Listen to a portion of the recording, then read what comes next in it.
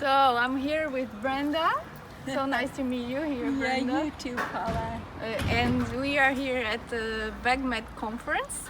And yesterday we had this wonderful lecture about how to defeating diabetes with the vegan diet. I want you to say a little bit about this for us. Yes, well, I've worked in a few areas of the world with people with diabetes, and I would say the big one was the Marshall Islands. They have very high rates of diabetes. Over 30% of the adults have diabetes there, and in the whole world it's not quite 9%, so it's much higher. And so we were doing lifestyle interventions in the Marshall Islands to see if we could treat diabetes using a plant-based diet, and we saw reversal of diabetes in some people. And I found working with individuals that diabetes may be the easiest disease to reverse of all the diseases. So it's quite remarkable because diabetes is a disease really of overconsumption and underactivity. And so when you start to consume really healthy foods and you lose the weight and you become physically active, you can restore your insulin functioning. So diabetes is a disease of insulin resistance, really, and you can restore the sensitivity your body has to insulin by changing the food you eat. So it's very interesting. There was actually a study done in the US and Canada called the Adventist Health Study 2, following people who were not diabetic, but to see who would develop diabetes. And vegans had a 62% risk reduction. And that was after controlling for several variables. So we're looking at not the average person, we're comparing them to similar health conscious non-vegetarians. People that exercise the same, that smoke the same, that drink the same, etc. And so we're controlling for those kinds of variables. So very interesting. Very nice. And what we see a lot is when you have this same, they try the same results with this standard diet for treating diabetes, and the results Yes. are not the same. Yeah, so there are a number of researchers who have compared plant-based diets or vegetarian or vegan diets to the sort of conventional treatment like the American Diabetes Association diet, and there were some researchers in the Czech Republic using this kind of the usual care diet. And in all of these cases, people do much better on a plant-based diet than they do on the standard diabetes diet. This is great. And when you say, actually, how is the diet that you gave in these studies, and how exactly they work with these people? Well, what type of diet are you asking? Like what kind of foods? Yeah, and so my focus when I do a plant-based diet for treatment of diabetes is to get people eating a lot of non-starchy vegetables, especially leafy greens and legumes. So legumes have a very low glycemic index, and some nuts and seeds, but moderate quantity because they have a lot of calories. So if you're trying to lose weight, you can't do too many. And so we really focus on beans and greens. So beans and greens at breakfast time, beans and greens at lunch and dinner. There's a lot of beans and greens, but with other things added. So for example, with whole grains and with the starchy vegetables, we limit the quantity to some degree so that people they can lose weight and don't overconsume calories. We're also very picky about which ones we choose.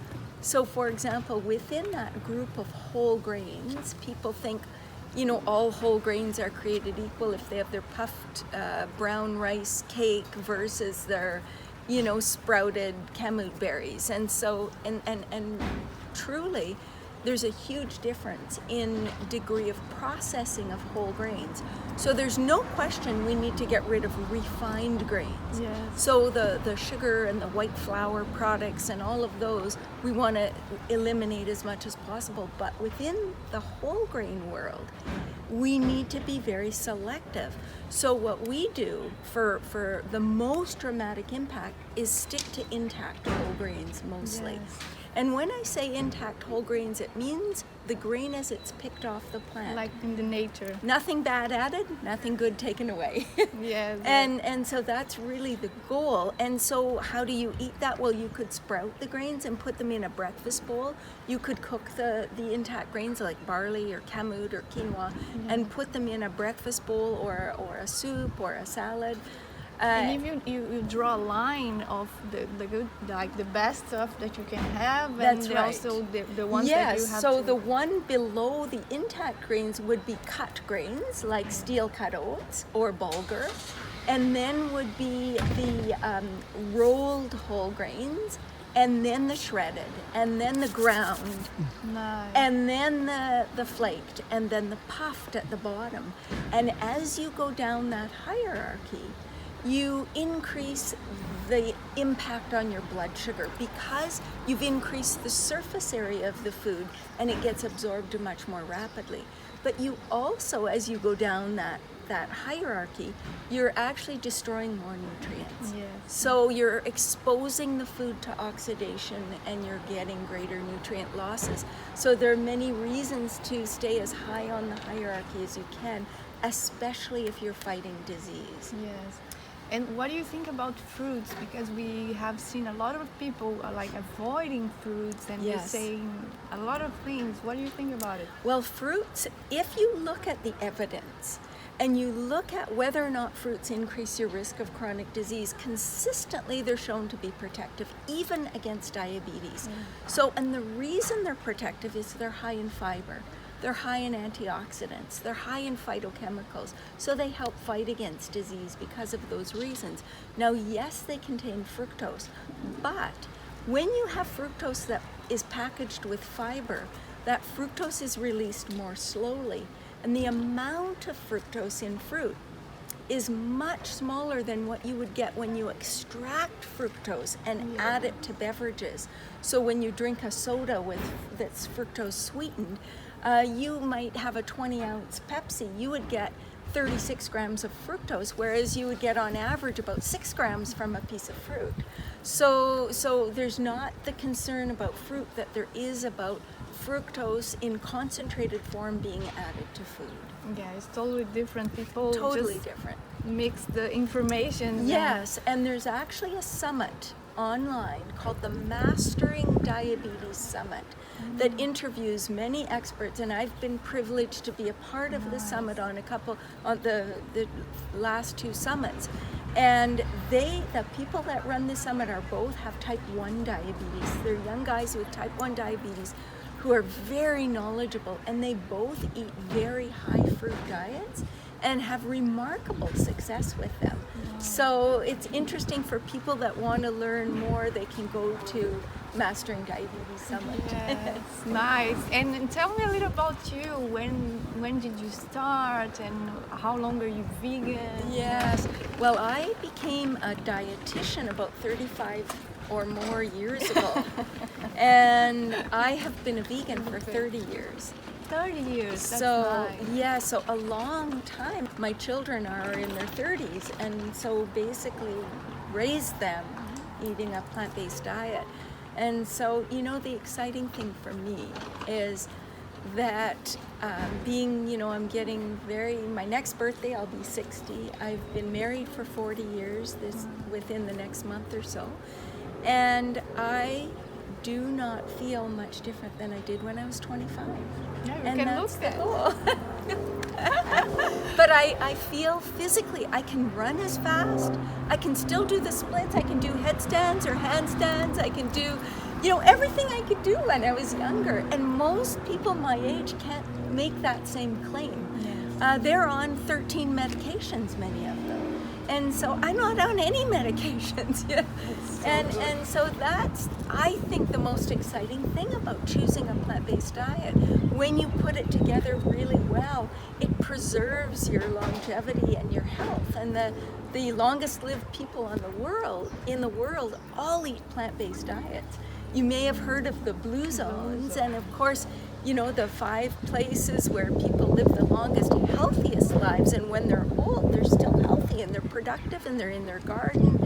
And every single blue zone on the planet eats a plant-based diet. And it's totally different to live longer or live better. Oh, absolutely. And that's what makes the blue zones unique, is people don't just live to be old, they are productive in those senior years. It's amazing. I love the stories. If you know, the National Geographic put out a whole issue on the blue zones I think it was last summer, maybe the summer before, but anyway, I bought it. And some of the stories about the individuals in their late 90s and what they're doing, you just go, that's what I want to be when I grow up. And it's so good to be now counseling people and giving this knowledge that you have, to change lives. Yes. Exactly, because you have a lot of books. I have written them all. Oh, that's wonderful. Thank you. And this helps a lot, even the students, because we don't have this in medicine schools. Yes, or exactly. nutrition schools. Well, when I became vegan, I had already been a dietitian for 5 years, and it was a little bit scary because I had never met a vegetarian dietitian. I didn't know if there were any on the planet. I didn't know how my colleagues would respond to my sort of viewpoint that was very, it was considered a radical kind of viewpoint in those days. But I decided that I rather than leave the profession, that I needed to stay in the profession and try to affect change. And one of the things I did was made sure that I was very, very familiar with the literature, and that what I said was really solidly backed by science, because I knew I would be being judged a lot. And so the thing that I wanted to do most in my career was to help other people who started to understand the big picture, this huge connection between what we choose to eat, how we choose to live, and the impact it has on the planet, on other living beings. I wanted to help people who made that connection to get it right. Yeah, because it's not just about our health. It is so much about what is beyond our personal situation.